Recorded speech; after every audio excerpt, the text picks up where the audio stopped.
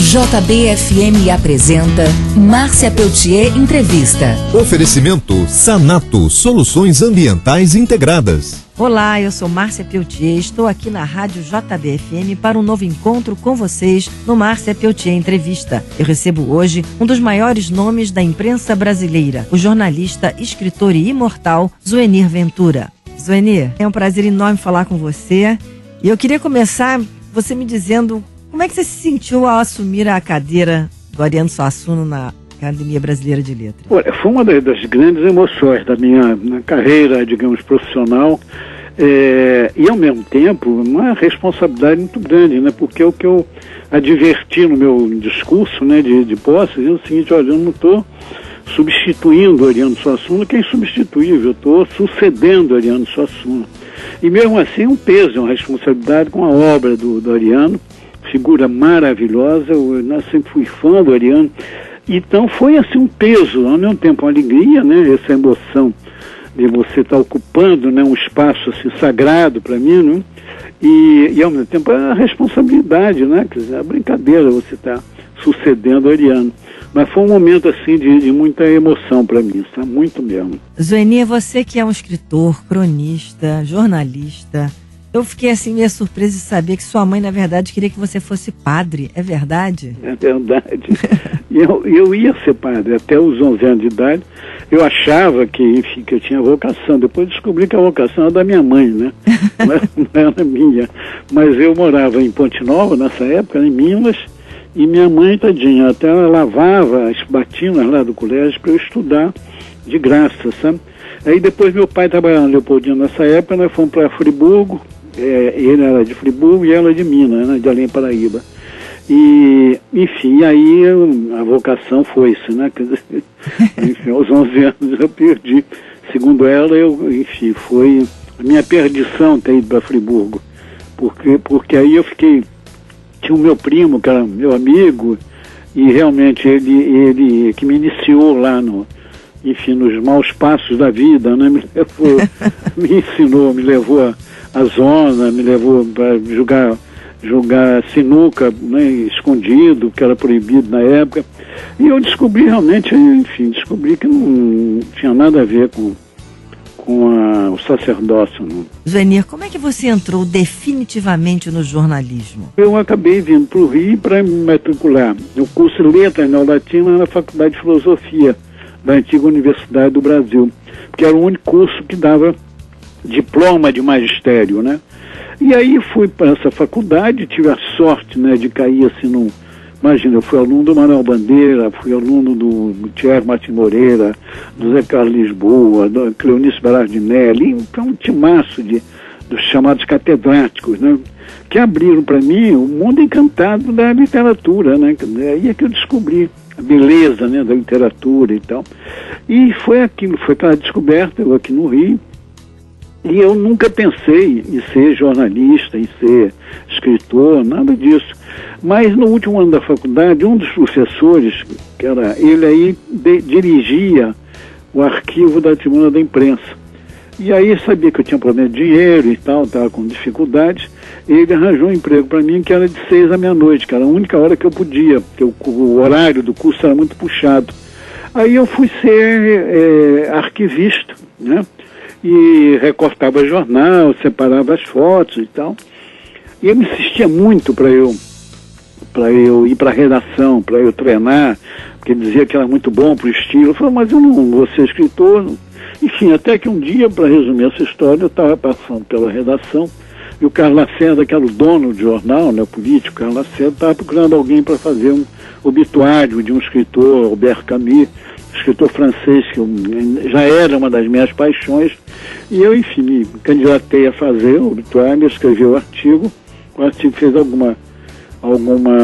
algum sucesso e tal, e aí eu me chamaram para ir para a redação, né? Porque aí eu fui ganhando 3 vezes mais do que eu ganhava.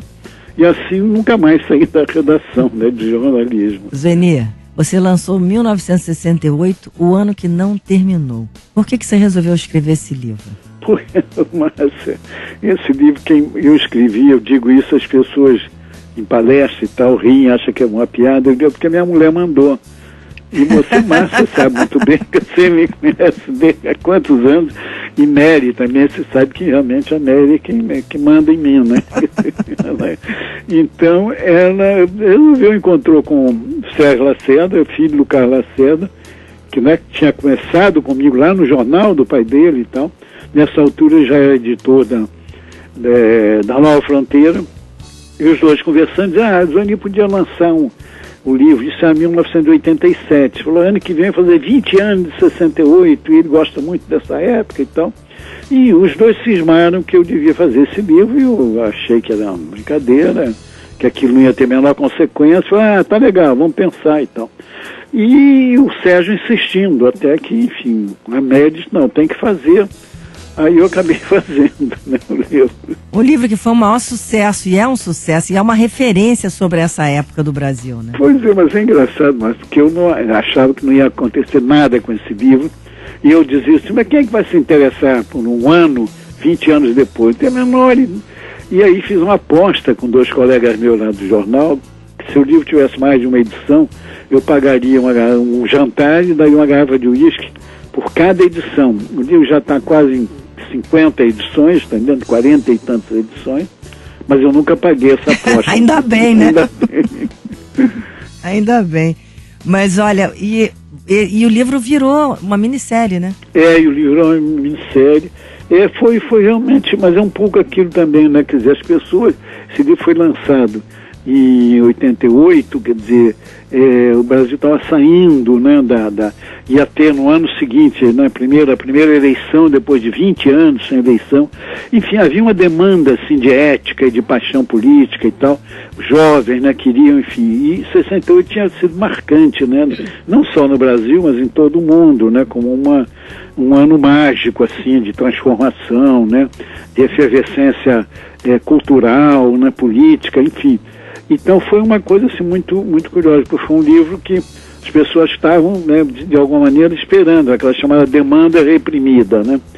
E o livro foi logo muito aceito, primeiro pela geração que tinha vivido 68, e depois por aqueles jovens que ouviam falar de 68, né, e tinham curiosidade de saber como é que tinha sido e tal.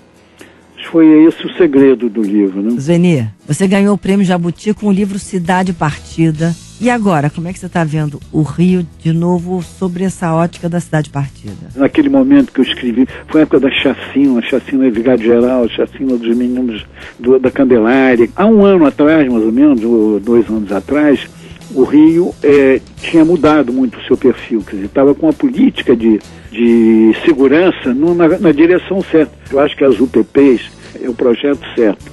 Só que é um projeto a longo prazo e está tendo problemas sérios, né? Mas eu a longo prazo, eu sou otimista, mas essa coisa da cidade partida é um tropeço aí que a gente vai superar.